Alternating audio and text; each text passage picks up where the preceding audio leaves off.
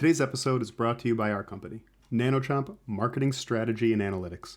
We help product and marketing teams solve problems and experience growth using data and approachable AI. Visit nanochomp.com to learn more. Hey everyone, on today's episode of Soundbites, we have Roger Einstoss. He's the co-founder and CEO of Braintly. Roger has been helping teams get better results and augment their teams with nearshore engineering resources based in Latin America. Roger has worked with a huge range of companies, big and small, such as Nikon, VW, to deliver the right resources and get the outcomes they need. Thanks for joining, Roger. Hey, thank you so much for having me. Awesome. So the way we like to kick off the show is to really tell us the story of where you came from. What got you on this path to where you're on today? Yeah, well, I'm Roger. I'm 35. I was born in Buenos Aires, so I lived my whole life here in Buenos Aires, Argentina. Um, my history in software development started when I was 15. I was in the high school doing like a technical school, and I decided that I wanted to do something with computers. I didn't know anything about coding, software, or nothing like that. I only like to play games like every child. So I started coding with a language that right now it's obsolete, that it's called Visual Basic. Um, and a couple of years later, I decided to go to the university to get my software engineer degree. I studied here in Argentina, where the universities are really, really good, and started working like a software developer, project manager. I also made some things with design, with QA, a little bit of everything. I think we had very similar starting points, right? And I think all of us on the call are older than the internet, which is kind of weird to think about, right? We take it for granted right now, but we're all older than when the internet existed. And you mentioned you started with Visual Basic, and when I started playing with Visual Basic when I was in high school, same story. It's like you can make calculator games, and that was kind of it for what your skill level was.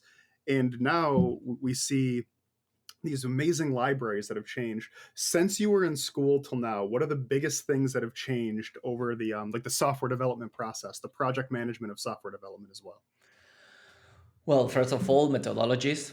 In those times, agile was something that I mean, it was something real but not normal to use, using Scrum, Agile, or those kinds of methodologies.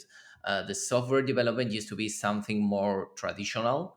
Um, and when it comes to coding, to software development, to write code, I think that with Visual Basic, we didn't have any kind of frameworks, for instance. Like you say, right now we have plenty of frameworks, libraries, different kind of languages to learn and to choose, understanding which is what kind of need you need for the project. So internet, basically. 20 Yeah. years before now, internet was not the same that it is today. So when you came out of college, what were the first roles that you had as a software developer? What kind of projects were you working on early on?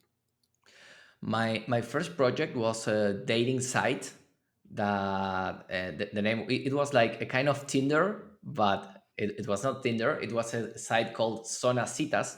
It's like a dating zone in if I translate it to from Spanish to English. Um, I was a developer in that project. I was alone. The project was I think that they started maybe with another company, and then the company that I used to work for, they received the project. So I had to get into the project and start understanding basically everything. It was written in PHP, but it used to have like a core of the matching engine between people, and it was written in C. Mm. So it was something really weird, but it gave me a lot of experience about like a big project, a scalable project volume. So it was really, really funny. So that's when you really had your first taste of not only software engineering, but also the project management, product management piece of the puzzle as well, right? Yeah, yeah, that was my first experience in the real world, because it's not the same to code at school, where you have a teacher, you have like some jobs that you have to done, and then they will give you like an A or B or whatever. But when it comes to go to a real company, you have to fit some expectations, you have to fit schedules. So if you have, I had the enormous lack of having like the best boss ever. I used to have a project manager that it's still a friend, and he was really good helping me go through those first coding versions, the first push. In those times, GitHub didn't exist. We used to use a software called SVN, Tortoise. So I feel pretty old, but it's a true. So yeah, that was the first experience, and it's really different when you are at school, or right now nowadays when you are learning a language using like a tutorial or whatever in the internet. It's not the same after learning, after graduating, when you go to the real world and face the a client, face the challenge. So it's something that everyone must do.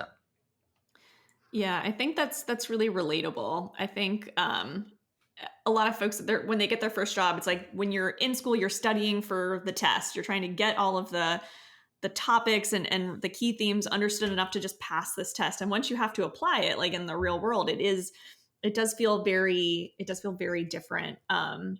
What advice would you give maybe to someone who's just starting that first job and they're having a bit of a, I don't know, little freak out trying to transfer all of the things that they've learned into that first job? Well, getting the first job, it's usually difficult because many companies want to hire junior developers, not trainee developers. So Hmm. it's important to get the job that you can get, basically in the very first time, to Get start started. make yeah to get started and make some experience.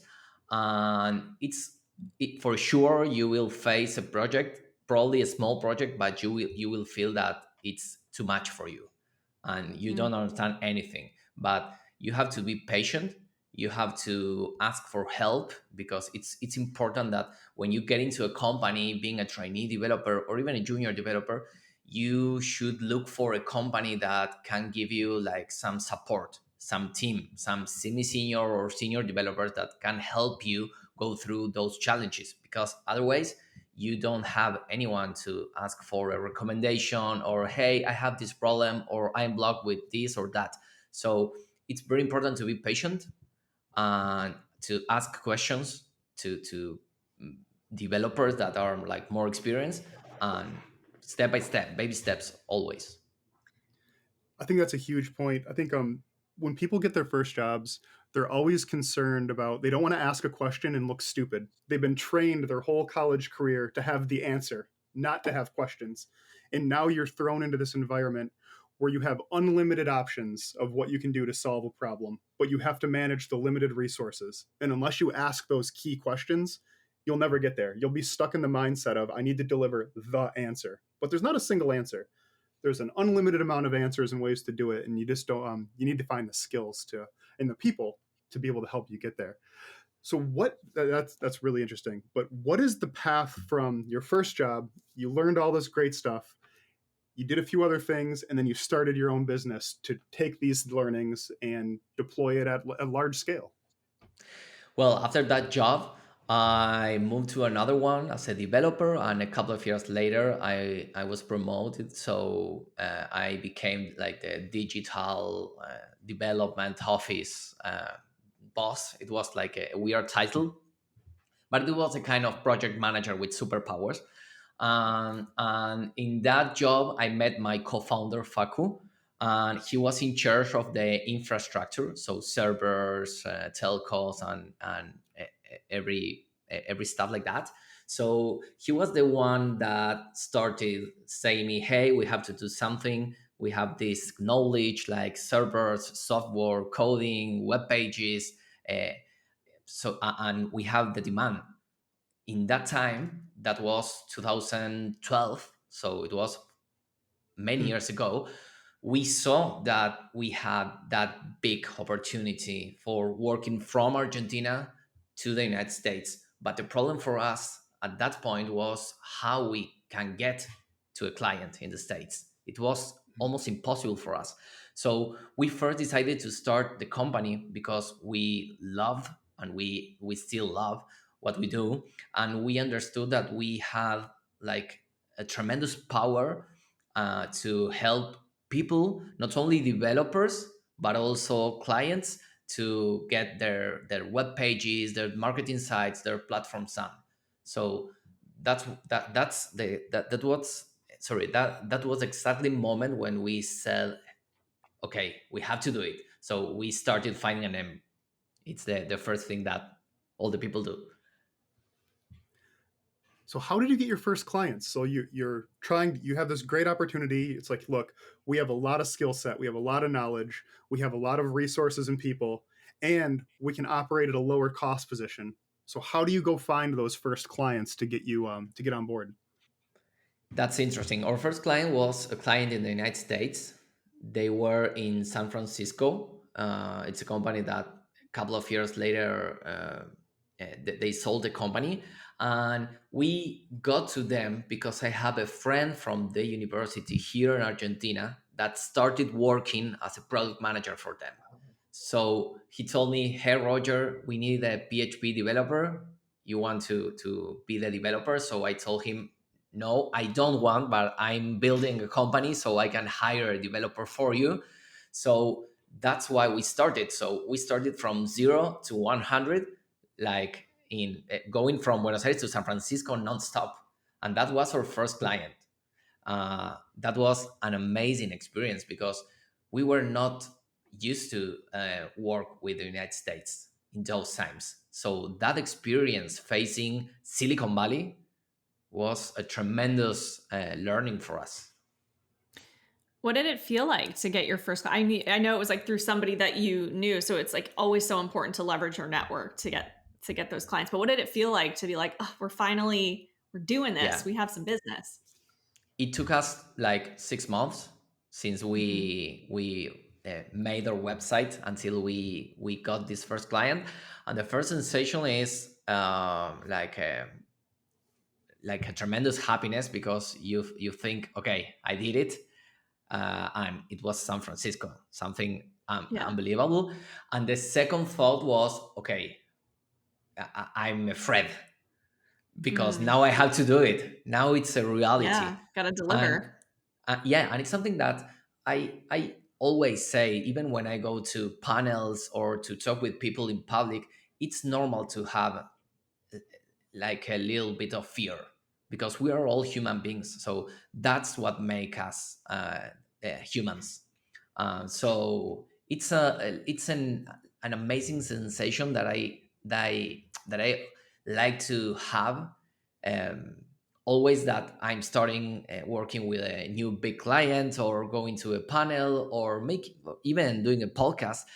So it reminds me that first sensation when it all started. Yeah, it is interesting. It's like you when you finally get the thing you asked for, you get this relief, you feel like you get fresh air, and then you immediately get this anxiety panic of, oh gosh, now what? Like, how do I make sure we can deliver this? How do we live up to expectations? What happens if Yeah. it goes wrong? And then you have to really push through it, which is hard, right? It's a hard process to go through. So with that first engagement, you're working with a big company in San Francisco, or which is basically like playing in the major leagues in baseball, right? You come right out to play in the top leagues. What did you learn from that experience, and then how did you pull that forward to other engagements? Well, we learned a lot about methodologies because they were like agile coaches. So we learned about American culture when it comes to working, which is pretty similar to Argentinian culture. That's something we really have in common, but it was not the same because we always worked in like other companies or maybe for an internal client. So that was the first time that we were working for an external client, a real client Mhm. that they were paying. So they were not our boss, but they were our boss. So we learned too much about coding, about working with the states, about not only working from the coding point of view, but also from the culture point of view, like I told you. Mhm. um, and they used to work with a platform that for Google AdWords performance. So Mhm. it was like an interesting journey to understand and learn a lot about ads in general, in the internet. So that was amazing too. Oh, yeah. So you, I didn't want to step. I I'll was have to gonna cut no this no part no. out. I was To yeah, I go. was gonna ask. You mentioned like Argentinian culture and US culture being pretty similar. How would you describe, were there any differences that surprised you or any similarities that caught you off guard? Yeah, I think that the biggest difference maybe is that people from Argentina like to talk a lot. Maybe you notice that. And if you compare it against people from the States, in the States, Mhm. people are like more accurate, that they go directly to the point. For instance, when you start a call, Mm. maybe we can talk about weather or something, but it's 1 minute, two. Maybe Mm. in Argentina, that talk may last, I know, 10 minutes. And hey, how was the Boca against River? Those are like the biggest soccer teams here. Uh-huh. So we learned a lot about that. Working that way, like American way, it was not a lack of respect. It was like Right. using the time in the best way that it's possible. So that's the only thing that I believe that it's different. But Yeah. when it comes to people that get used to work with states, like me, my team, we know that we have to go directly to the point. That it's like Yeah. the Mm. cheat talk. It's just a minute. Then just go to the paperwork. And the other things are really similar, because we grew up watching the American series. Mm. We grew up with this thing of the American dream of growing, buying our car, the house, having kids. So we are pretty similar. When Lauren and I came from big corporate America, global companies, so we all had to go through cultural training to go through some of those things because we had teams in China, in Japan, in Italy, and being able to work together effectively without people feeling like you're being offensive or you're stepping on them or you're not paying attention to them. It's pretty challenging. It's more challenging than you'd think if you're not exposed to it. But you and your team have had to be adaptive because you have so many different types of clients that you need to be able to deliver with those clients no matter where they are and what they're doing. So when you're growing and you're getting new client base, you're focusing on the North America. What's the big value proposition for your business right now? Right now it changed along the years, like every business. Right now we are connecting top talent from Latin America with projects in the United States. So our main goal is to make working with talent in Latin America as seamless as it is in the US. So that this thing of cultural alignment, it's something that we work really hard on, because we need to merge those cultures. And if you compare Argentinian talent or even Latin American talent in general against Philippines or against India, even against Ukraine or Poland, you will find that it's the we are like closest Mhm. in terms of culture, in terms of language, in terms of talent. So obviously the time zone, it's really good. We are only 1 hour ahead of New York, of EST. So time zone is something amazing that you don't have when you go to to Asia or to Philippines. Um, Not only that, the language, the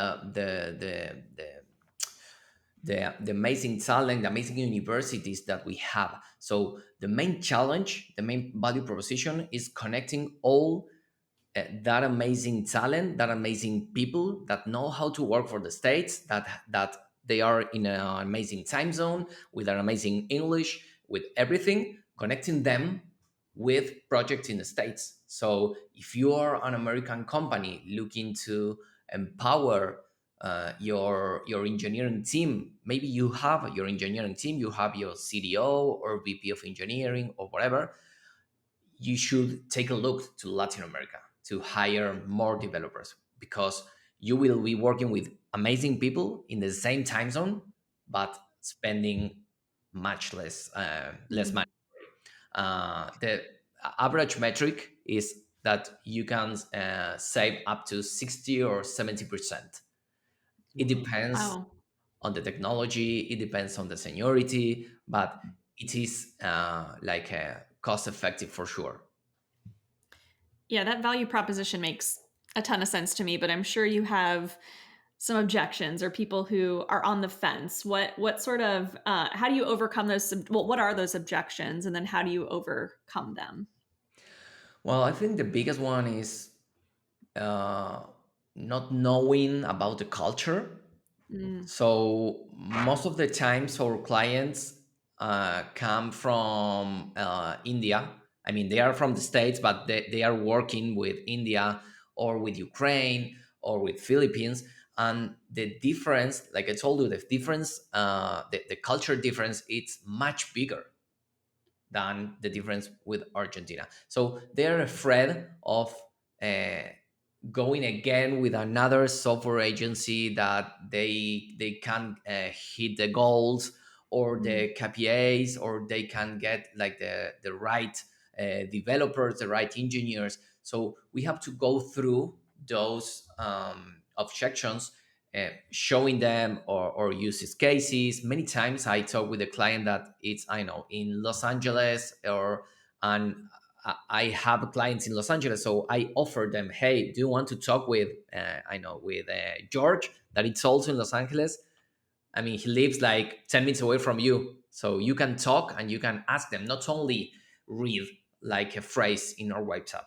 You can talk with them, because all of our clients are always willing to recommend us, because we help them grow their teams. Yeah, and I think what you mentioned with the value prop is so important. We're seeing more and more clients that are looking to South America, like looking at Peru, looking at Colombia, looking at Argentina, because you mentioned the top tier talent, and the time zone is so close. So you Yeah. can work in parallel with the direct team, with the product owner, with the stakeholders, and when things need to change, you don't need to wait 12 hours to even get a response on what that change is. And I think it was traditionally you went to India, you went to Southeast Asia is where people were doing development, and then the cost started to expand, and then you're still getting good quality stuff, but your team underneath your interface. So you might have a stakeholder, a product manager with your development team in India, but the team underneath it would rotate a lot, and so you wouldn't necessarily have good cohesion of the project all the way through, and then the communication was tricky. But when we're seeing teams in South America, teams in Peru, Colombia, Argentina, we're seeing better results. We're seeing teams that are taking things from the beginning to the end. You're seeing stakeholders that are in the same time zone that you can really communicate with and interface with to deliver a really great result.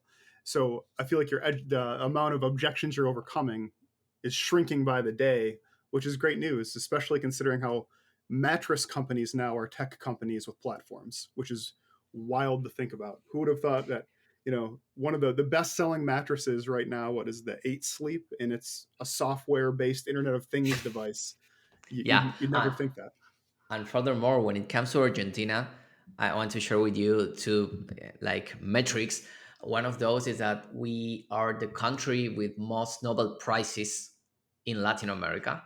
oh wow. Oh wow. And another interesting data is that we also are the country with more unicorns per capita in Latin Oh America. really? So that gives you an idea of the power and the courage, the way, the pushback approach that we have when it comes to building companies, to work with startups, even to work for companies. So that's something amazing, really amazing. Yeah. What what methods are you using now? So your first companies were really based on, or your first businesses were based on referral. Those are your first clients, and then even referral from those referrals probably. But what mechanisms are you using now to bring in new potential clients and leads?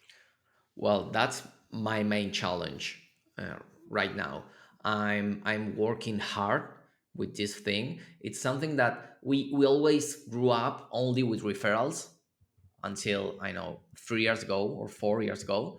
And after COVID, we started thinking, okay, if we want to grow more and more, we have to starting figuring out how to do it. We can't depend only from the referrals. So we tried everything.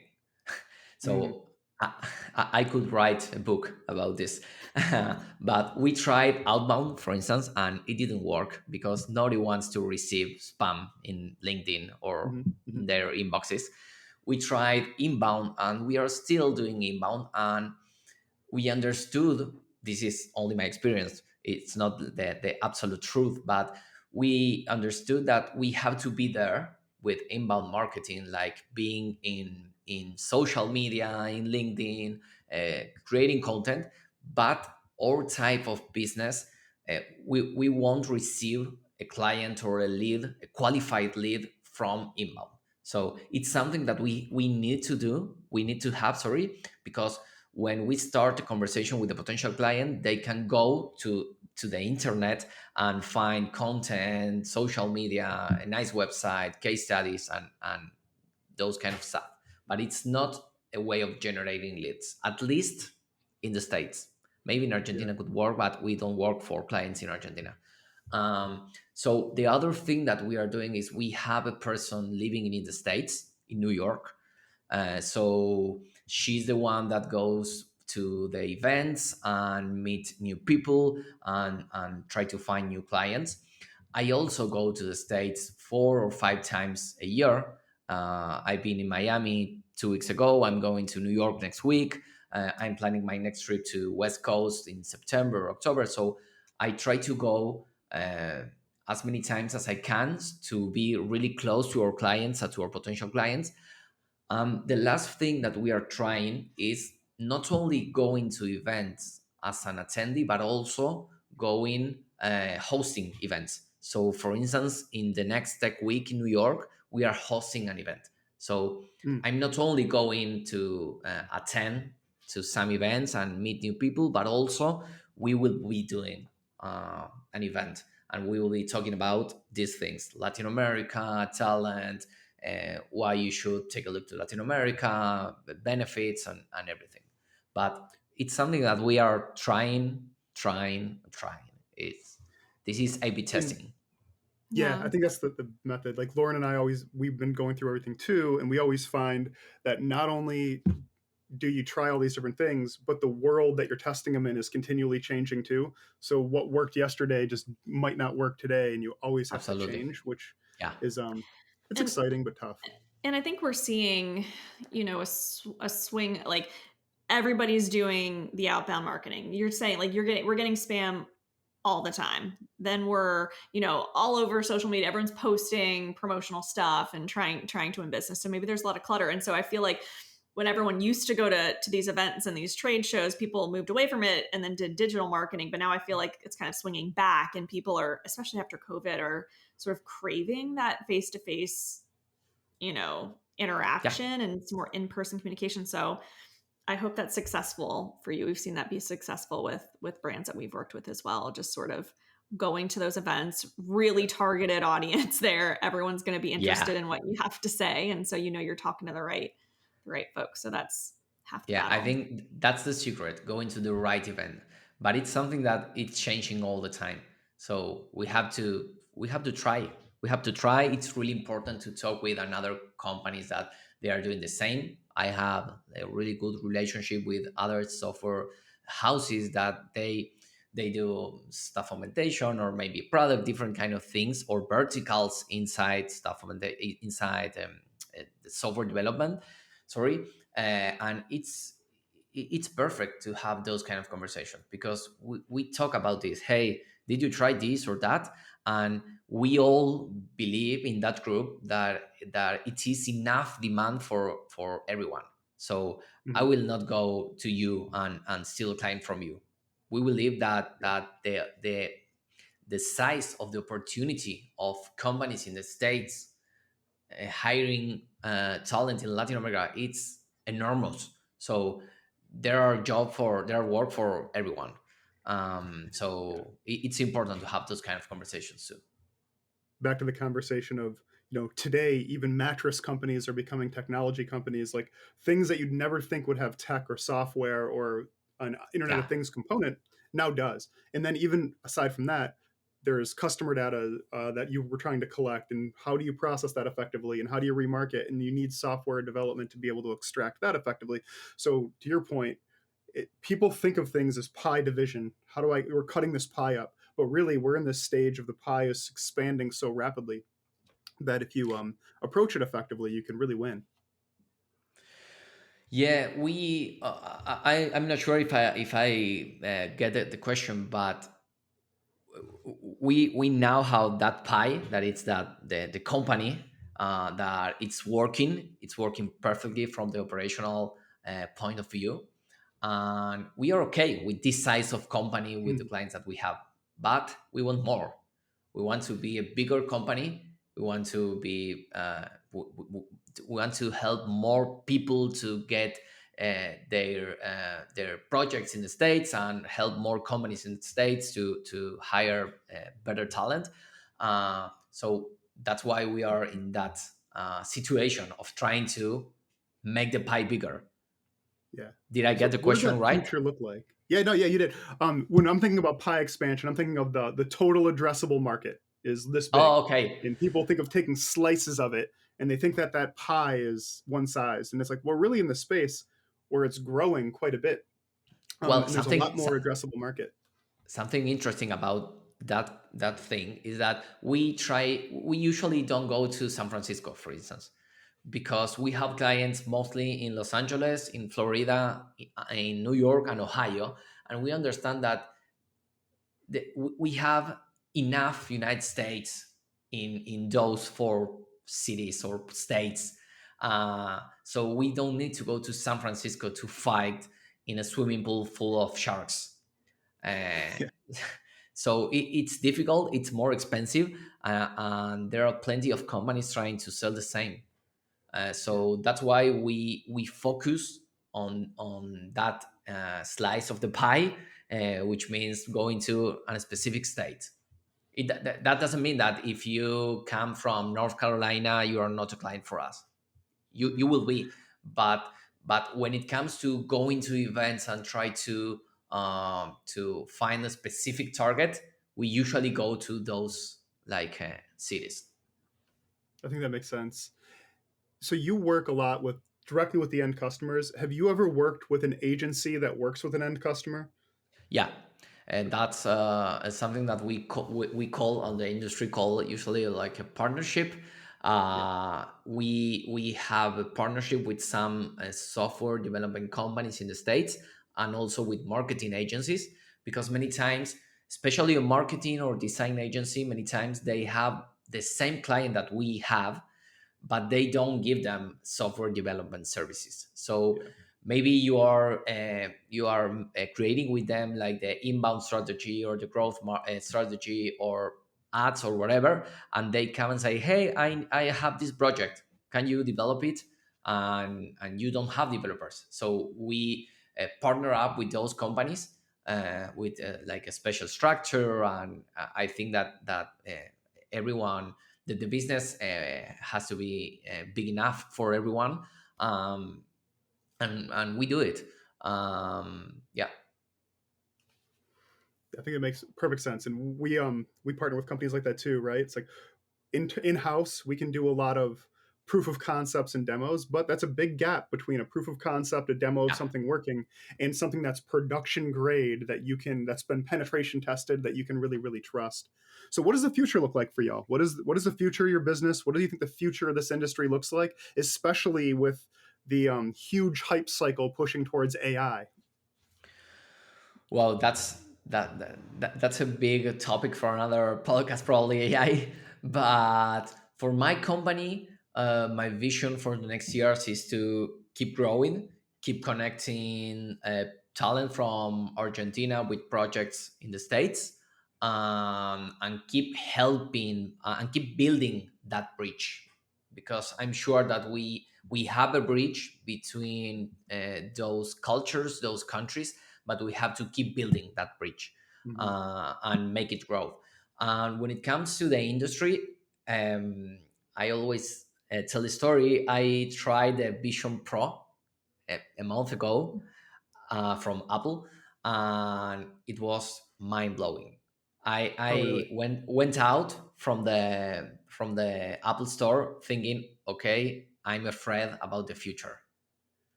um, a week ago, GPT 4.0 was released, and it makes things that are unthinkable. So Yeah. I'm sure that our industry will change. I don't think that software developers will disappear, but we will have to be like really, we must be really fast, and we have to move really quick to be up to date with the changes, because nobody knows how AI will be in a year. But for sure, it will be even bigger than today. But something that I'm talking with many people in the events, in discovery calls, is that they want to use AI, or they say that they use AI, but they don't know why or for what. Yeah.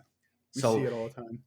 it's true that you see a demo of GPT and you think, wow, this is unbelievable.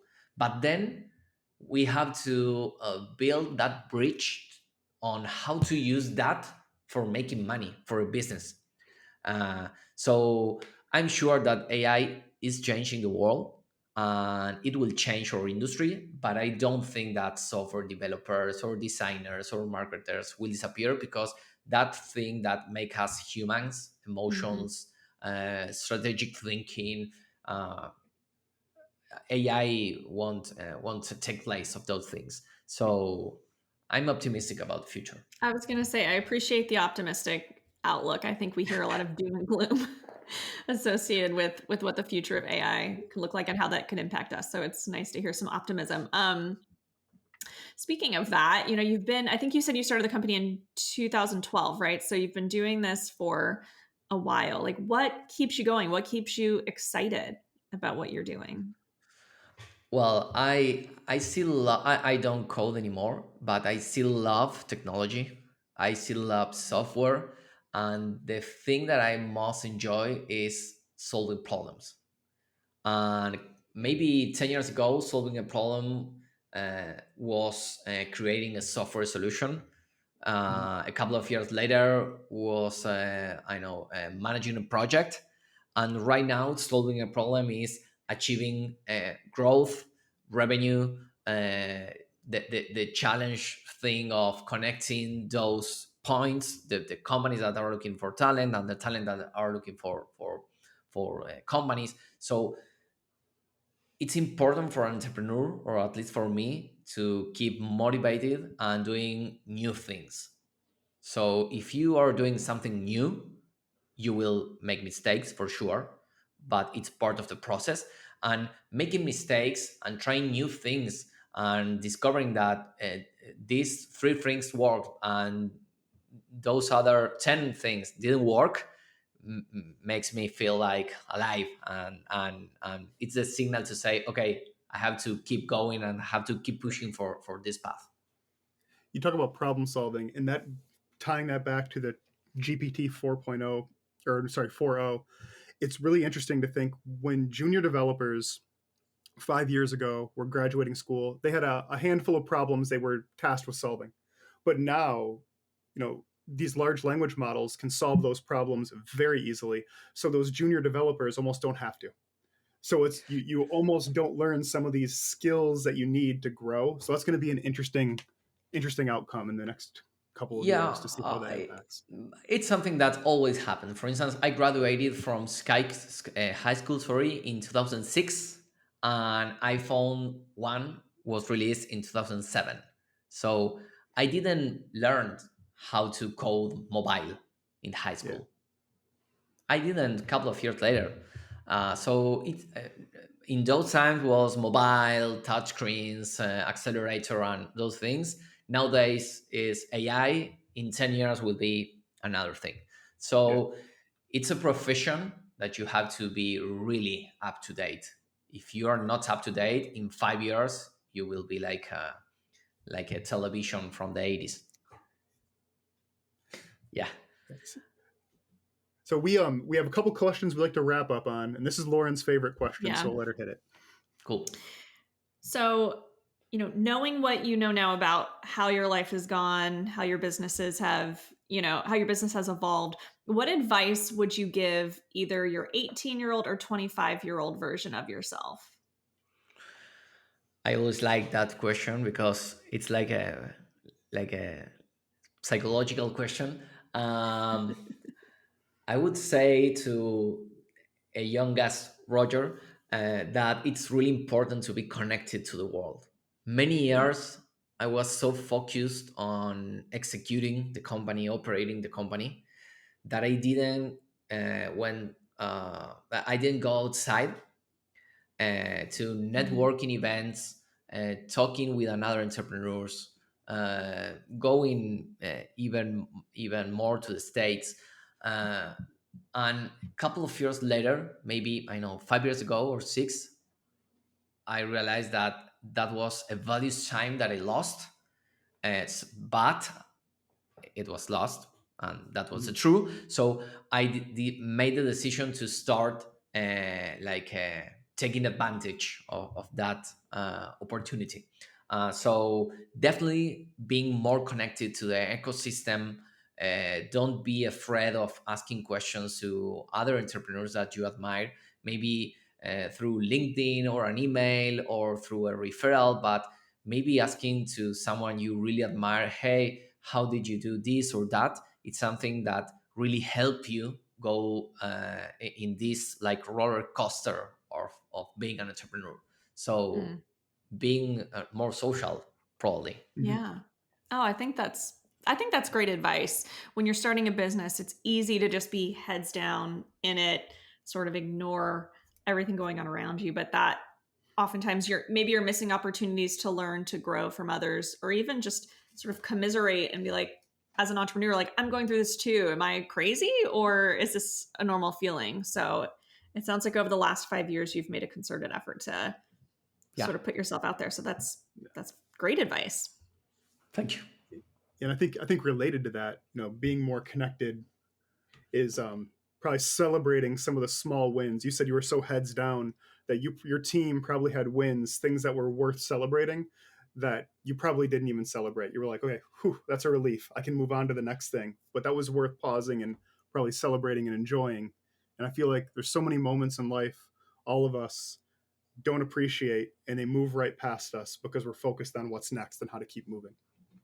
Yeah, but that's like 100% being an entrepreneur, I think. Many Yeah. times in the same day, you get a new client, and 2 hours later, you lost a client. Or Yeah. you have your best employee that come and say, hey, I'm quit. I quit. So that temple, that character, that's why being an entrepreneur is not for everyone. I used to read those It's kind of aspirational books about being an entrepreneur, and I really thought that it was all like bullshit and smoke. But a couple of years later, in my 30s, like in last, I learned so many things after the 30s. I realized that it's true that it is a roller coaster, and Yeah. that doesn't mean that it's bad. It is a roller coaster because these things really happen. You Yeah. win and lost all in the same day, and maybe a week you feel that you're Steve Jobs, and the week after that you feel that, okay, I'm not the right person for this company, I should just come back to find a real job. So it's something that you have to learn to deal with. It's funny that you mentioned that the Steve Jobs quote. There was a Lauren and I were talking. Gosh, it was months ago now, and my line to her was like, I started the day feeling like Elon Musk, and then I ended it feeling like Elizabeth Holmes. Like, just the hugest swings. It's and being able to control that and realize that when things go bad, it's okay. Like it Well, happens to everybody, and you can move forward. connecting with the other story, having being surrounded of other entrepreneurs and having these kind of conversations, being connected to the ecosystem allows you to understand that that's perfectly normal, Yeah. and you have to be okay with that. Yeah. Yeah. And if you can't be, and one thing that Lauren and I talk about a lot is everything that you're feeling in that entrepreneurial up and down, when you're working for somebody else, it's still there, but it's abstracted to you. It's just a Yeah, layer away from you and you don't notice it. So it doesn't feel as scary, but it's there. And eventually it'll hit you.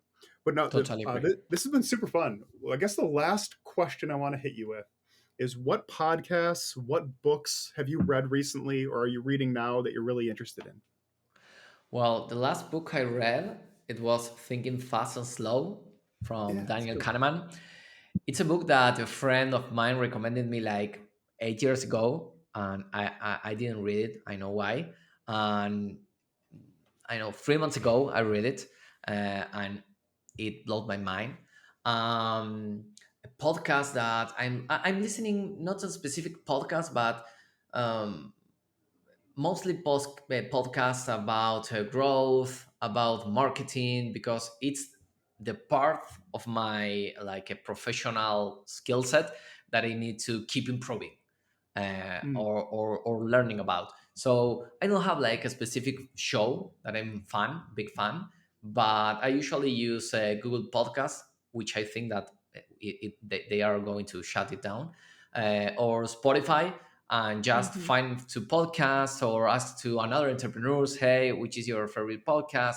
So I don't have like one specific, but entrepreneurial podcasts in general. I think Lauren's probably the queen of the podcast. She's probably got two or Yeah. three lined up right now that fit that Cool. requirement. Yeah, I was actually just So, thinking of a few like Revenue Vitals is good for B2B if you're looking for like business okay. development. Marketing Vanguard is one. They talk to a lot of CMOs. That's just more on like probably high level marketing. There's a ton of good ones. I mean, there's so many. It's just you're Yeah. probably doing the best thing by just searching for like all of the podcasts that talk about those things. But those are two that I regularly listen Cool. to and enjoy. I will take notes. Yeah, And we'll send we you will a send list. you a list. But Roger, thanks for so much for joining us today. This is really fun. It was really interesting hearing your story, seeing how you started off as a software developer, what that path looked like through your first job, starting your own business, getting your first clients, hearing about your ups and downs, feeling like Steve Jobs, and then feeling like a gosh, I forgot who you used, but I said Elizabeth Holmes. Same story, but in the same day, getting the ups and the downs. But really great. Thanks so much for joining us today. Really appreciate it, and we'll talk soon. Thanks, Thank Roger. you guys for having me.